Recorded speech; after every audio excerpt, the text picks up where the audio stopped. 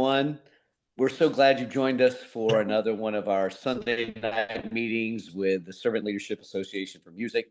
We're really honored this week that we're going to get to hear from Colonel Lowell Graham, who is former conductor of the U.S. Air Force Band and has many other accolades that we're going to dive into. But we're also going to talk to him a little bit about how he came to that place, what leadership skills and traits really or have played into his teaching, and then who this person really is, because I think a lot of us have really enjoyed seeing some wonderful people here who have done great things, and only to find out they're just good people as well. Seems like some of the most talented and successful tend to be the most kind and thoughtful. So welcome. We're so glad you're here with us. I'm going to go ahead and jump right into it and turn it over to our CEO, Mr. Tim Lautzenheiser. Thanks. Appreciate that. It's good to see everybody. Everybody have a good week. Thumbs up, thumbs down. Where are we here? Good. I just shared with the people this past week, we had our global sales meeting for Consumer, and people from all over the world who are representatives and part of the Consumer family were there. And it was real interesting because it was not unlike our gatherings in many ways. Once we get past we've added 1 micrometer to the bell of a box strat or whatever, then they start talking about relationships with people. And the words that kept coming up were relationships, sound familiar? Communication, working together with other people, serving, etc., etc. But the one word that at the very end that everything was based on, and I don't know if Scott's here tonight, I don't see him yet, Scott Sheehan, and this is the one he always talks about, was trust. That all of the rest of it is wonderful, and yes, those pieces of the puzzle have to be in place. But it all starts out with that first piece of the puzzle called trust. Because relationships are fine, but if you don't trust the person, you hold back a little bit of your vulnerability. And oh, yes, we have to continue to communicate. That's everything. But the communication is based on the trust that you have with that person.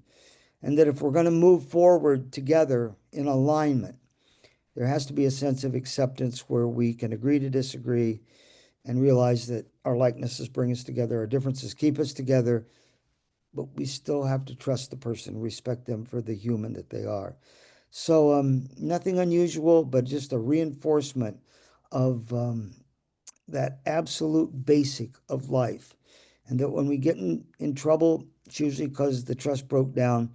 And when we get out of trouble, it's usually because we sit down and trust each other and get it on the table. So those are my words of wisdom, Bobby. Thank you. Thanks so much, Tim. It's always, every time I think I've heard everything that Tim has to say, you'll spin something differently that I hadn't thought about yet. So thank you very much for that. Another person who's no stranger to Slam is one of our founders, Mr. Scott Rush. He always gives us kind of a crafting culture tip and tidbit to get us through the week, and maybe some things that we can add to our classrooms the next day. So Scott, would you go ahead and open up for us, please? Thanks, Bobby. So, we get the opportunity to make a difference in the lives of young people, and it just doesn't get any better than that. The fact that we get to do that, and you guys are doing that every single day. And 2 weeks ago, we talked about a tip, the teaching inventory database. And the teaching inventory database was basically a spreadsheet that had 2 different columns. The left-hand column was what to teach. The right-hand column was how to teach it. And these are basically teaching strategies, right? And within those teaching strategies, you have they varying degrees of things. And so I want to give you kind of a microcosm of something to think about in the next 2 weeks as you're thinking about ways to make an impact in your classroom with your students. And it's something called the 3 buckets. And the 3 buckets are rhythm vocabulary, oral literacy, and the components of playing. And the components of playing are, what we talked about with the teaching database. We have the components of playing, and then the other things we're responsible for teaching. So let's start first with rhythm vocabulary. It seems like such a simple thing. You think, well, obviously we do that. I was listening to a podcast in the last couple of days, and somebody very noted, a person who's truly making an impact in music education right now, said he went all the way through high school and didn't know how to read rhythms. And it was a professor in his freshman year in college who did that. And so obviously, if our goal is to build literacy in such a way that students can become artistic musicians, there obviously are some technical things as well that need to be that we're responsible for. And so, what are you, as you're thinking over the next 2 weeks, what are you doing to build rhythm vocabulary with your students? The second bucket is oral literacy. I guess the easiest way to think about oral literacy is their ability to see what they hear and hear what they see. They need to be able to whether that involves singing their part, right? Whether it involves just internalizing pitch or using solfege to sing intervals or isolating intervals or whatever. Just the ability for them to see what they hear and hear what they see, because a truly literate musician has the ability to do that. And then under the components of playing, we talk about the technical skills, the technique skills, but what about the artistic skills? What about artistry and musicianship? What about beauty and shape and emotion and expression? Is all a means to an end, yes? So in the sense that, we build these skills to then be able to, for students to have capacity and be able to make music and express themselves and be able to express themselves to a level that they can then commingle ideas with other people in the ensemble. And that synergy of being able to do that, and we've talked about, the idea about, doing that in an environment where students feel like they can be the best versions of themselves, and that's personally and musically.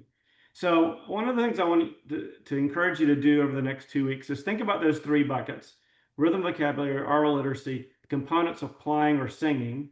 And when you think about the components of playing or singing, it's easy for us to get caught up in the technique and the skill, but sometimes we just really need to dig into the artistry and the musicianship and realize that it's all a means to an end. Then that brings beauty into the world and how we can affect young people. So anyway, Bobby, those are my comments for this week. Scott, I'm gonna brag on you just a little bit. Scott actually gets to come in, and he works with several of our horn players. And so when he does these tips and tricks, and I see him walk into the room, I'm like, oh crap, I'm not doing that. And so it kind of convicts me a little bit. So he came in a few weeks ago. Scott, I don't even know if you remember, you just come in briefly, and I saw you pass through. And I was thinking about what you were saying about it's not just about the technique, but it's about the artistry. And so we were working on just the chorales out of the Habits book. I mean, I can't remember which hack put that together, but out of the Habits book. And we were just doing one of the chorales that was there. And they were playing it really very well. It was the top band, and they were doing great. And then I said, this sounds really good, but I want to challenge you for a second. Do you think you're playing this like soloists with your own musical ideas, or do you think you're playing it like an ensemble and trying to merge things together? And I could tell that they were kind of like, I don't know. I said, okay, so let's do this. This time I want you to play it as if you're the only person playing. I don't want you to think about balance and blend. I really don't. I just want you to think about making whatever your line be the most artistic that it can possibly be. And it was gorgeous. Like it was great. When we finished it, they just sat there and were like, oh, that. It wasn't, I mean, like our balance and blend was maybe not perfect or whatever, but it was it was actually a stirring experience that we got to have. And isn't that wonderful to be in a class and have an experience where you finish it and all of you in the room are just like, oh, okay. So there was just a different level of commitment. And I started thinking about that with the technique. There's a certain level of commitment. But then when you go to artistry, there's a freedom and a fear that come with it. So thank you so much for challenging us to do that. Absolutely. So Dr. Tim is going to introduce Colonel Graham officially to everyone. I have to tell you, we started talking about having him on this summer, and I was like, I want to make sure that I am here for this because I'm kind of fanboying right now because I've listened to the recordings of the Air Force Band from Colonel Graham for a long time. And 2 Februaries ago, I got the chance to conduct the Air Force Band, and Colonel Graham is there. And he's also conducting on this concert. And I got up and did my little spiel, and it was very straightforward. I was just happy to be there. Don't let me hurt anybody. And he got up and he rehearsed them for about 25 minutes. And I just sat there the whole time like, oh my gosh, it was a powerful experience just to be in the room at that. So I'm incredibly excited to get to have him here. So I'll shut up and let Tim tell us all about who Colonel Graham is. Thanks, Bobby.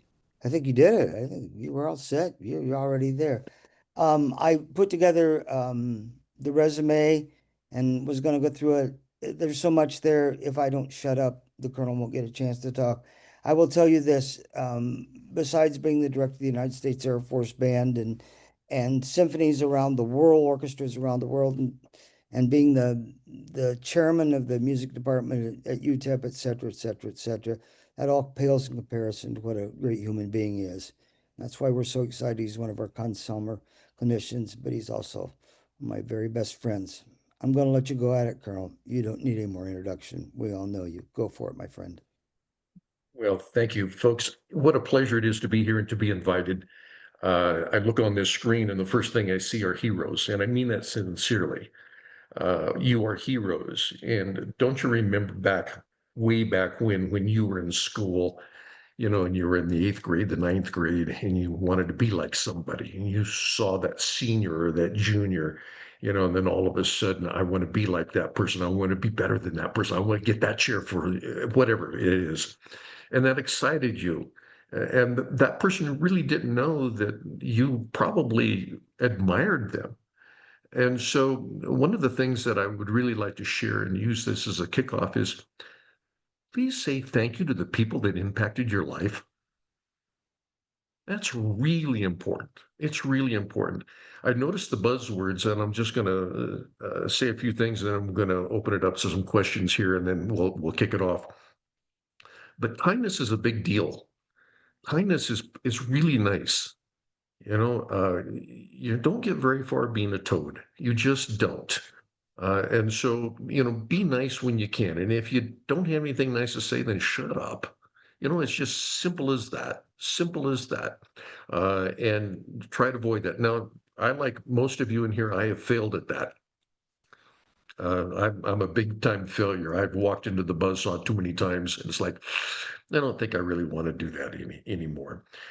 We talk about artistry and beauty, and let's just put it under the umbrella. If we didn't like what we do, why do we do it? So like what you do to start with. You be the spark plug so that you can go in every day and like what you do. You are creating beauty. You're not going for a one-it contest. You are creating beauty. Why do you do what you do? It's not just what you do, and it's how you say what you say.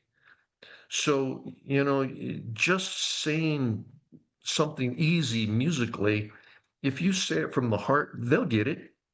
We'll get it. And that's why we do what we do, is that you say something. I could give a hoot and a holler for people to get up and say, well, I played all the right notes, I played all the right rhythms, therefore I'm going to get a one. No, you didn't say anything to me. Say something musically. So I challenge you, anytime that you look at something, say something with it. Looking out here at so many friends, and those that I don't know, I'm so sorry. I want to get to know you, but we have one of the most glorious gifts ever, and that's to communicate something that is from the soul, that is emotional. It's not just intellectual. It takes a brain to be a musician. Yes, it does. I have a good friend, Jill is going to know this, Chuck Hansen. We talk all the time. Chuck is the former director of the School of Music at UNC, my alma mater. And we'll be talking about a bunch of things. He says, hey, I graduated from music school. I can figure this out. Yes, you can. Yes, you can. I mean, think of all the things that you have to do to piece stuff together to make music. Don't downplay that. Okay, I could really go off the cliff on this one, so I'm going to step back, guys. Shoot some questions at me, and then away we go. Okay.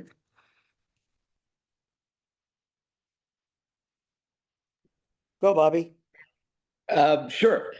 So, Colonel Graham, we all know, especially in your time in the military, can you speak a little bit maybe to some of those formative years while you were in school, or maybe those early years of teaching? What were some of the influences, whether it be a person or an experience that really kind of set you in motion to where you wanted to go?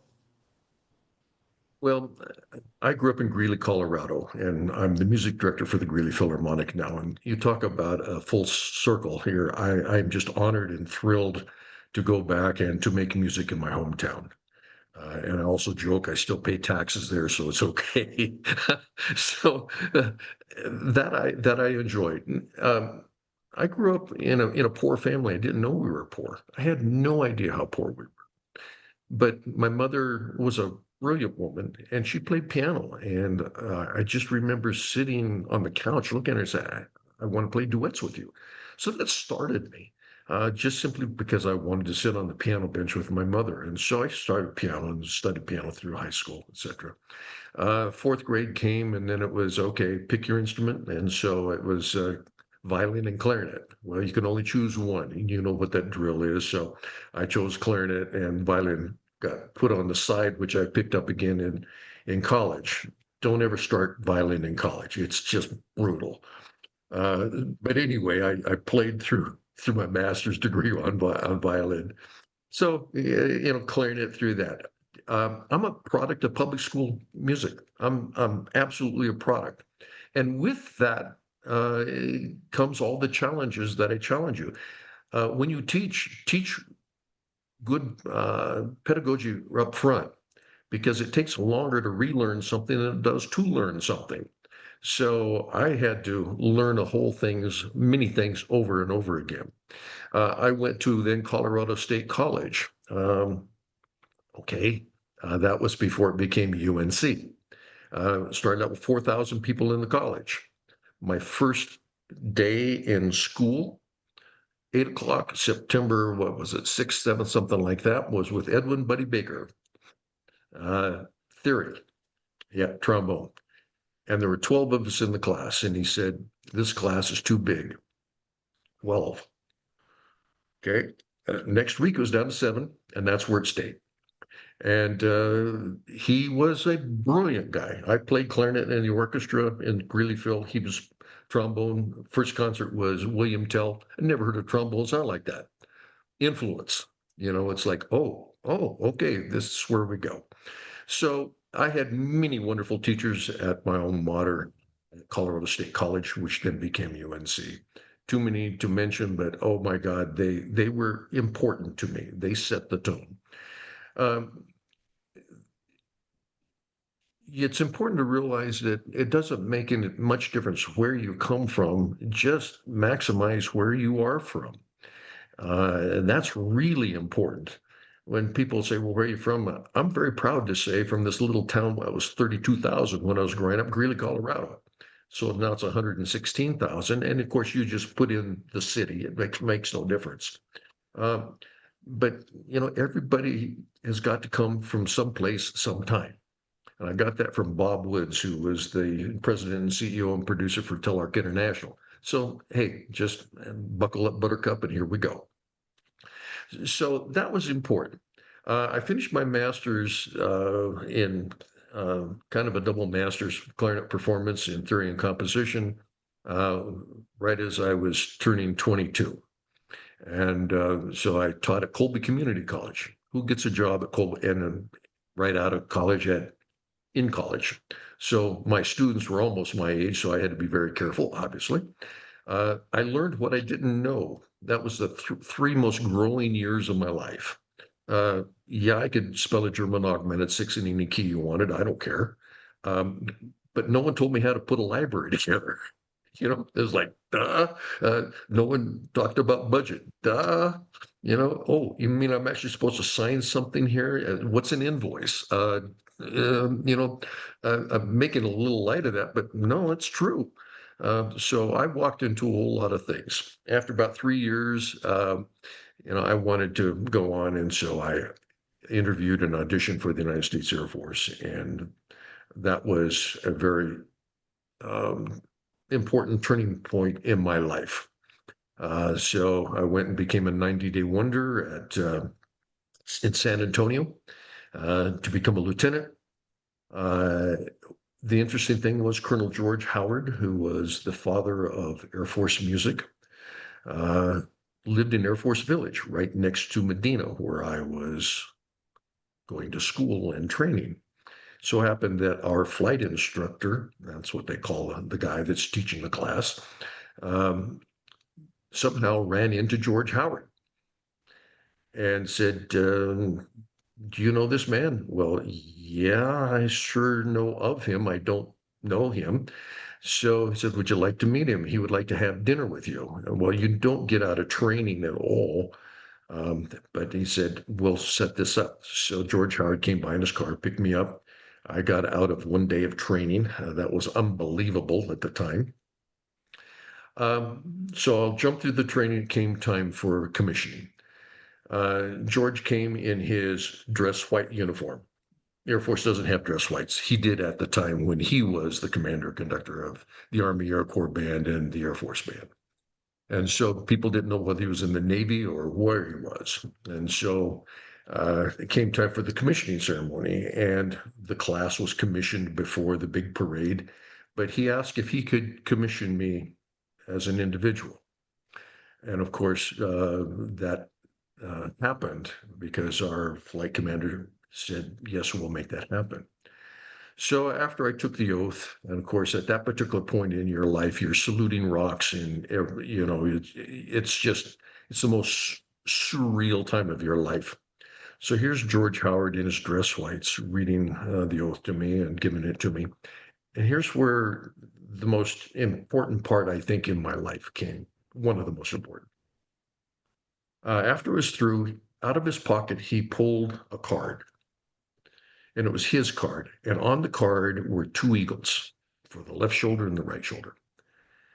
And he brought my parents over, and he brought my wife over, and he said, Lieutenant, there's only one person in the United States Air Force that wears these. At that time, that was true. Later, it changed. He said, I want to give these to you. When you become the commander and conductor of the United States Air Force Band, I want you to wear these. Wow, you talk about an impactful moment in a person's life. So I took those eagles with that card and I framed them. And everywhere that I had those in my house, obviously, no, not at work. When that time came and I was selected to become the commander of the Air Force Band, I called George Howard. He passed away just a few days later on the Air Force's birthday, September 17th. And so when it came time that I was promoted to full colonel, guess what I did? I took those eagles off the wall. I got a hammer. I broke the glass. I gave one to my mother, one to my wife, and then they pinned them on me. So those were influential moments in my life. So I could go on and on about stories and stories, but I think I'll just stop there. And I hope that answers a little bit about where I was and where I am. That's great. While Tim is thinking maybe of the next question, there's something that you said in there that I want to kind of draw attention to that kind of made me feel a little bit better. We all see what you've done. We all see what you've done with your career and all those things. But to hear you say, my first few years of teaching, there were some struggles and there were some things that I didn't know how to do and some pretty overwhelming things.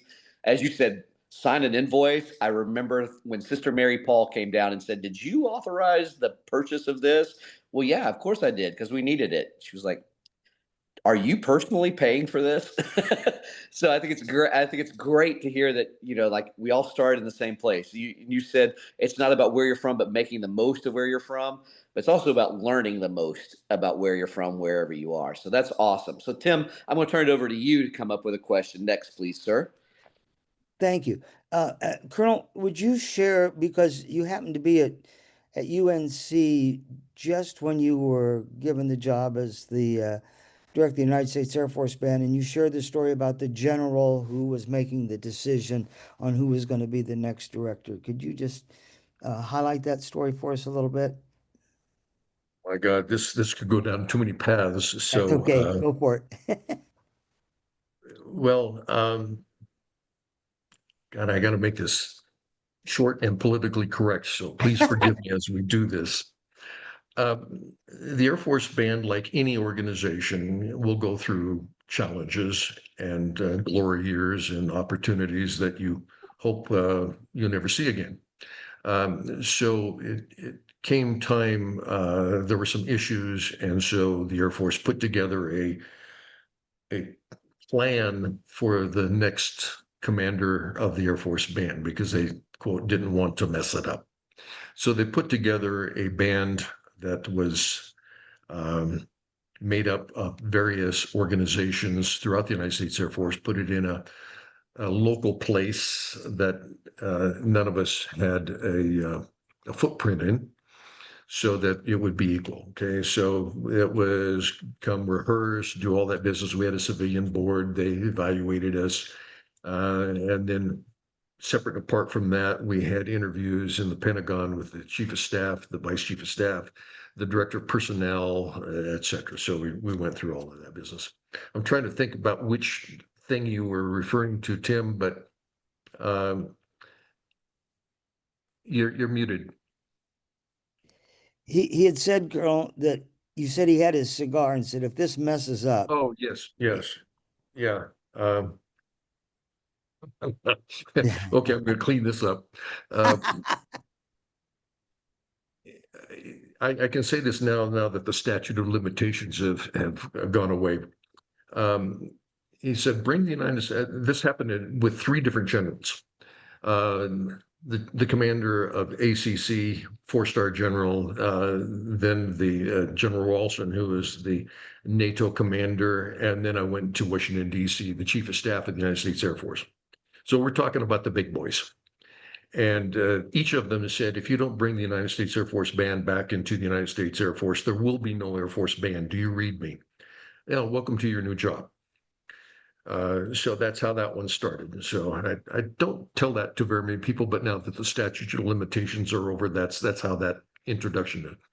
And he said, if you don't, well, clean it up, we'll leave it at that. I think I'm just going to stop there, Tim. I think I've said too much already. There's someone always listening, right, Colonel Graham? Yes. you And you were tell us this is being challenged though, recorded, right? so if we all get called in to testify, this is going to go south really quickly. But Well, I mean, the point was, Colonel, it was you made it work or bye-bye. Yes. He drew Yes. the line in the That was sand. very simple. And so then it became time. You're not the best friend of everybody, but you have to be the person that saves the organization, because it really was that. I hate to say it like that, but it really was. That if previous directors, and I'm not going to name names, they said, hey, we don't need to go to professional military education. Our people are too smart for that. Well, you tell your boss that you don't want your people to be understanding of the company that's paying their salary and their retirement and their health benefits and everything else, that they're too good for this.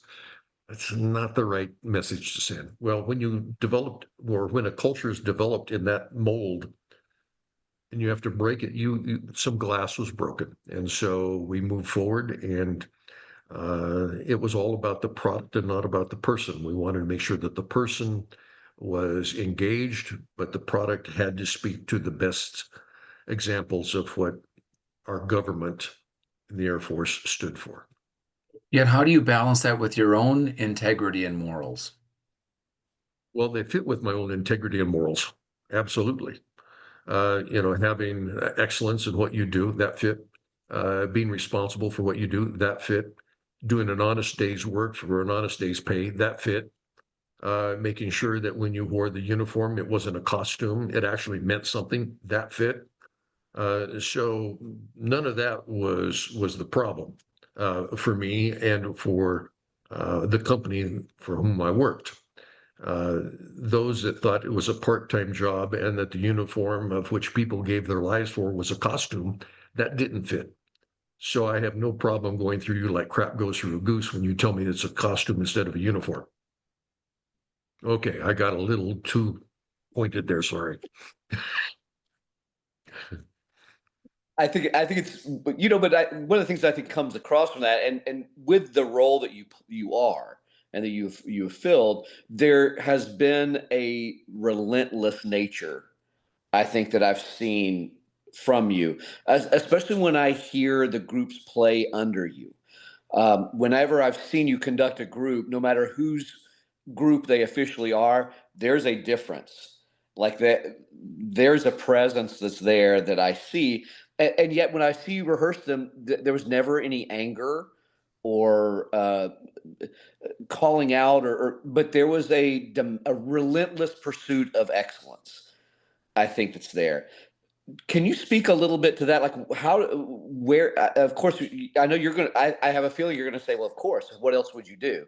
But how did you work with people who maybe didn't share that vision with you? How did you help them see this is what we have to do as the Air Force band? Well, I'd like to take it out of the Air Force and just make it music, whether you're teaching in public school, whether you're teaching at a university, whether you're teaching choir, band, orchestra. The music is is the tool. It's not the message. The tool is the musical product.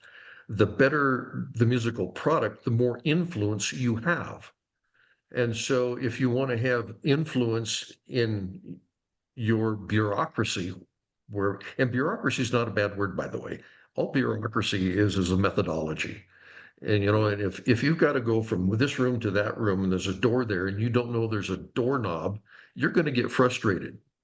Understand your bureaucracy, turn the doorknob, open the door, walk through, and away you go. So that to me is important. But having excellence in what you do is important, always. The better the product, the more influence you have to then affect the lives of others and or organizations. Show me an organization that prides itself in being mediocre, and show me that same organization, does it have the ability to influence decision making? Mm. Whether that's financial, whether that's educational, curricular, it just doesn't make any difference. I've tried to learn to work in an environment where the expectation is there, but you don't throw nasties, because you just don't get anywhere that way. And one of the people that really influenced me, talk about influencers, was Joanne Falletta. Joanne was the music director of the Virginia Symphony Orchestra for many years. She came there. I invited her over to Langley, and she came over, and we had a great day. I took her up to see the bosses, the whole thing. And but she was always so nice. And I went like, yeah, I want some of that. I'm going to steal some of that. She was nice, and so that becomes pretty important to be nice. That doesn't mean you don't have a direction. It doesn't mean that you don't have to make the hard call, but she was nice. And so that was she was one of those, I want some of that stuff that you got, that you do so well. Wow. Tim, I think we have time for maybe one more question, if you have one that you'd like to give the Colonel before we go into maybe the small groups. Let's grab somebody that wants to get in. Well, I don't want to monopolize this. Yeah, go, Scott. So, Lowell, what is your favorite chamber music recording that you've ever done? Just wanted to get your opinion on that. I guess it's that one. Yes. I've been fortunate to have involvement in many chamber. The album that you just showed, the Strauss is great. The Brahms, the Reger, the Brahms, the variations of the theme of Handel, which is keyboard, and this was transcribed for winds, and did we have fun with that? And this was recorded up in Richmond, Virginia, and with just some of my very best friends and all-time heroes as players, Chuck West, is on there. Oh my God, you talk about fun stuff. But to your point, Scott, when someone asks, what's your favorite piece, whatever, the one I'm doing now has got to be it. Because if you're not committed, forget it. So whether it's a march, whether it's Julie's Seventh Symphony that I'm working on right now at UT Arlington. You name it, I don't care. That's the most important thing to me at that moment. Why? Because life is not a dress rehearsal, folks. You get one shot. If Wow. if Colonel, if you could just, because I know we want to break here, but I'm going to monopolize this just a second, because most of us are teachers on the screen here. If you could give us a piece of advice, or go back and do it again, or here's what I learned, would you throw a capsule out for us? Boy, is this going to be 3 semesters of Sure. 4 hours each? So I'm going to give you the Schenker analysis method on that one, and the Guido Sarducci 5-Minute University. Be competent, be kind, be prepared, always prepare, because they'll know immediately if you're not prepared. Be human. Don't be afraid to smile. Embrace life. Embrace your vulnerabilities. And say something. Say something. How was it going from standing in front of arguably one of the best bands on the planet to going into education, where perhaps the ensemble in front of you wasn't technically of that league? Here's the mindset that I go into any rehearsal. And some of you on this screen know this. I'll shout out to Jill. Thank you for Jill Burgett. Thank you so much. Boy, does she prepare choirs. Just a quick sidebar. God, I love working with you, Jill. Thank you so very much. This is really great. Ali, thank you. So just wonderful stuff. But I go into a rehearsal thinking that it's going to be right, not that it's going to be wrong. And I don't care what the level is. And so the challenges that we had with the Air Force Band are the same challenges that I had with the UTEP Symphony Orchestra. They're the same challenges that the Chicago Symphony Orchestra has. They're the same challenges that the Greeley Philharmonic's got. It's we got to start the note, we got to stop the note, we got to listen to each other, and we have to say something. It doesn't make any difference. You can't make music if someone's not sitting in front of you. So, there was no letdown. It was just, okay, let's get on it and let's do it. And yeah, it might not sound like the Berlin Philharmonic, but okay, fine. We're going to say something, and we're going to get the right notes, and every time we're going to grow. It's about growth. If you don't grow, then there you go. Colonel Graham, that's incredible. We want to take maybe just a little bit of a time out right here and bring some of this together. We talk a lot about crafting culture and all the different tenets of the Servant Leadership Association for Music. And I believe David Vanderwalker has some thoughts kind of based on Colonel Graham's message, and then to give us a little bit of processing time so that we can maybe break into some small groups and talk with each other about what we heard or what we may want to ask. And then we'll come back to the Colonel and maybe ask a couple of wrap-up questions, and then Tim will send us on the way for the night. So, David, if you don't mind taking that over for me. Yeah, I'm thinking about going back to the kind component. And one of the things that I remember Tim saying years and years ago in a session is, he asked the question, what's the biggest fear of every freshman? When they walk into the high school, what's the biggest fear? Many of us heard him, right? It's the seniors, right? They're afraid of seniors. And what is that? Well, I think we can all agree that the greatest concern of every student in your classroom is not what you think, it's what their friends think. So one of the reasons when we talk about crafting culture, we talk about engaging student voice and student choice is because they care more about what their friends think than what we think. And so the more we get them engaged, and then it starts working cross-pollinating when we give permission for those moments to happen. And so it caused me to think, when we were thinking about to be kind, what is socially acceptable in your program? if kids want to be accepted, then as a teacher leader, what are you doing to establish with your section leaders, with your student leadership team, about creating a culture of what is socially acceptable in your ensemble? Now, what are you dictating as the rules? Should we run between set to set? Should we enter rehearsal quietly? Should we be warming up our instruments or our voices before rehearsal starts? What's culturally acceptable? Not what your rule in your playbook is, but what's the expectation? Are you developing and nurturing? Is it to be kind?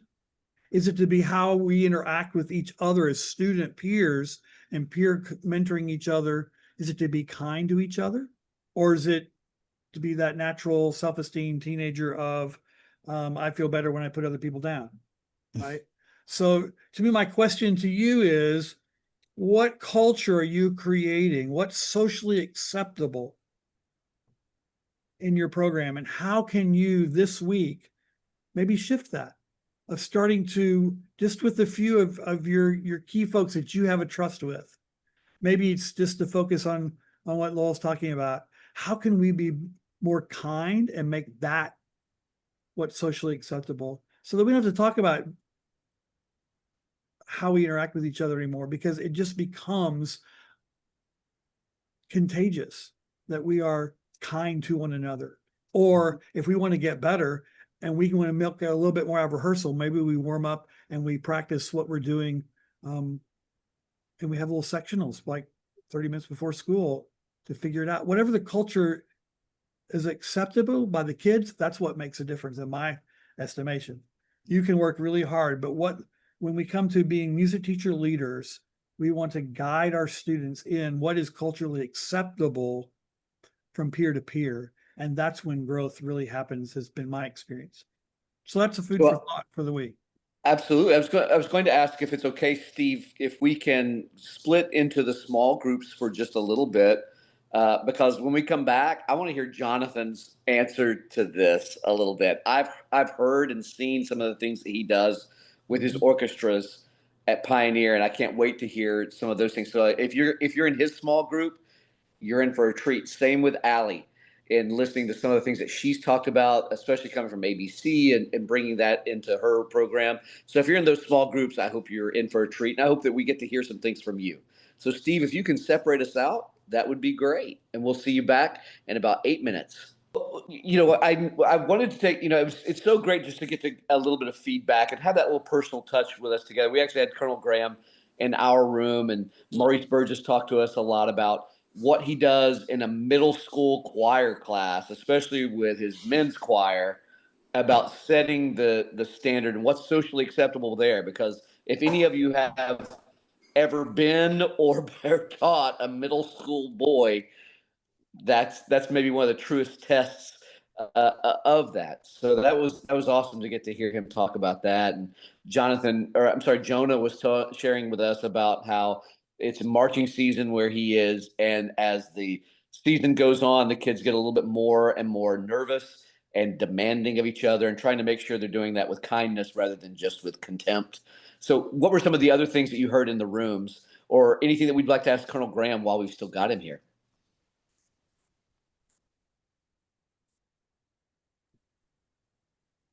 Colonel Graham, how long did it take to switch the culture at UTEP? And I know you inherited a good one too, so I know you upgraded it too.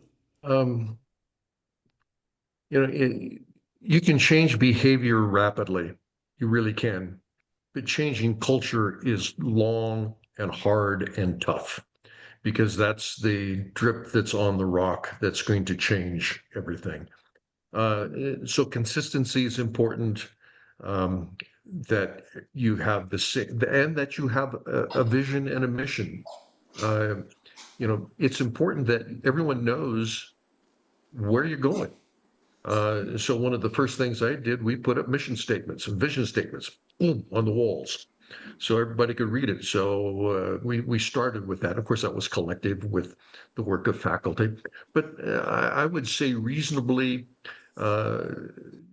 From where we were as we grew out of some challenges, it was a good 6 to 8 years. before it was really stabilized into here's where we are. It's not a quick fix. Now, was behavior nice? Yeah, of course it was. And did we have good things? Yes, of course we did. Um, but if you talk culture, that's another animal. And it really, how can I clean this up? One Air Force expression. It only takes one aw crap, put the other word in, to get rid of a whole bunch of attaboys. And so just remember that. It only takes one to get rid of a whole bunch of attaboys. So keeping it constant as you can and directional. So don't expect to change culture in a year. It won't happen. You will change behavior in a year. Yes, absolutely. But culture, that's something else to where you have the majority. You're never going to have 100%. One other thing that I'd like to share with you all, it's success is not about whether there is a level of bitch or no bitch. Mhm. Okay, excuse the language. It's the level. Mhm. It's the level. Mhm. If you go into a situation and everything is perfect, something's wrong. If you go into a situation where everything is wrong, something's wrong. But when you have a level of discourse, that's healthy. And how one handles discourse, that's healthy. So it's the level, not the absence or presence thereof. That should help, really. I have one quick question. Can I ask a question? Go, David. So Lowell, maybe just a little bit of what was going on before you took over at Langley with the TAC band and the incredible amount of change that you made with the TAC band and your recordings. That can you just speak a little bit to that? Because I had never really heard anything about the TAC band until you came to be its, I think you were lieutenant colonel then and you became the conductor. No, I was a captain at the time when I got there, Okay. a senior captain. So my trajectory, I'll make this really quick and then I'll go right to your question. Um, I spent the first 7 years in Washington, D.C. as an assistant, and I had the strings. So I had that. My first command was at Travis Air Force Base in California, the Air Force Band at the Golden Gate. Then my next assignment was Langley, which I thought would be a 3-year assignment because they normally were. That turned into a short 11 years. Then I was going to get out, and things happened in Washington, D.C. And so then I went to Washington, D.C. So that's my trajectory. So I was at Travis Air Force Base, and of course that was a brand new band at the time because NORAD deactivated. So we didn't even have a budget when I had arrived. So we went from no budget to $300,000 in operating funds in a span of 3 years. So I was really happy about that. I transferred, then was assigned to Washington or to Langley. Now you have to understand, Travis Air Force Base is big airplanes. Langley, small fighters. The mentality of the Yank and Mank guys, those are the fighter jocks. Their arrogance is all get out.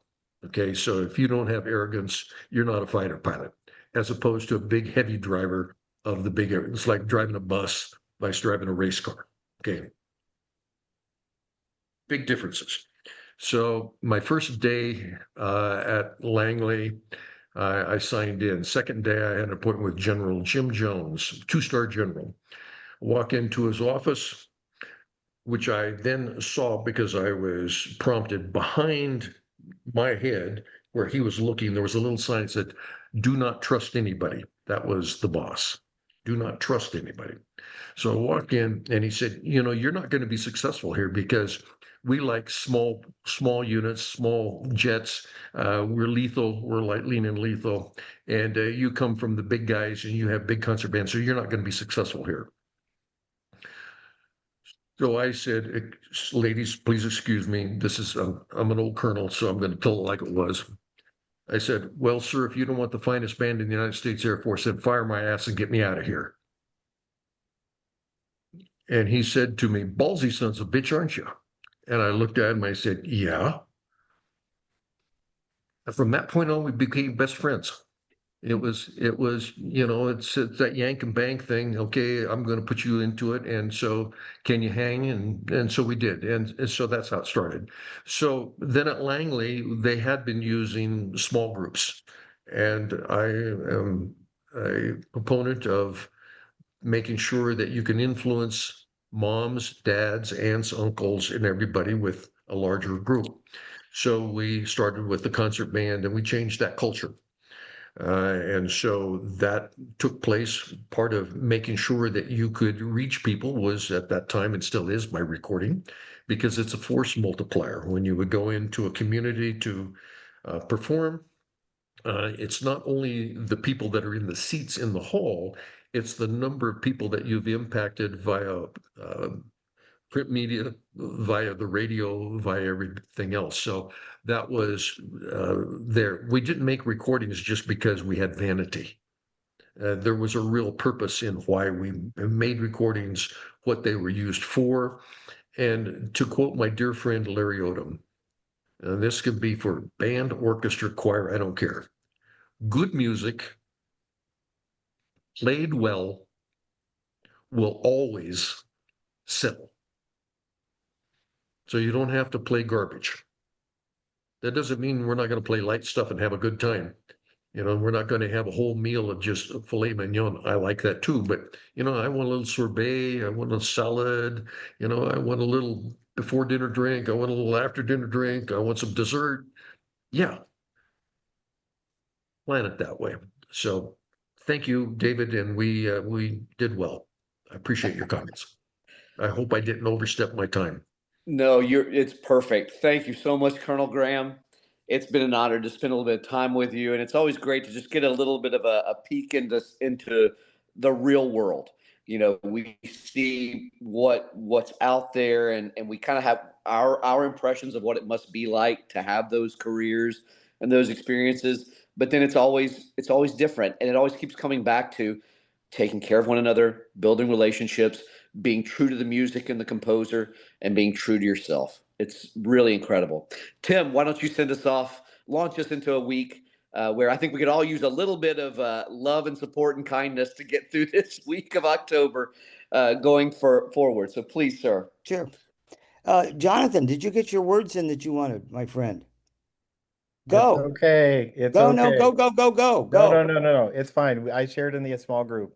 Okay. This is a perfect All right. landing. Well, This is great. Thanks, buddy. This is great. First of all, Colonel, thank you. And to each and every one of you. And may I say something? Yeah. I apologize if I offended anybody. I just quoted myself at the time. So I apologize if I offended anybody in here. You can't offend anybody in this group.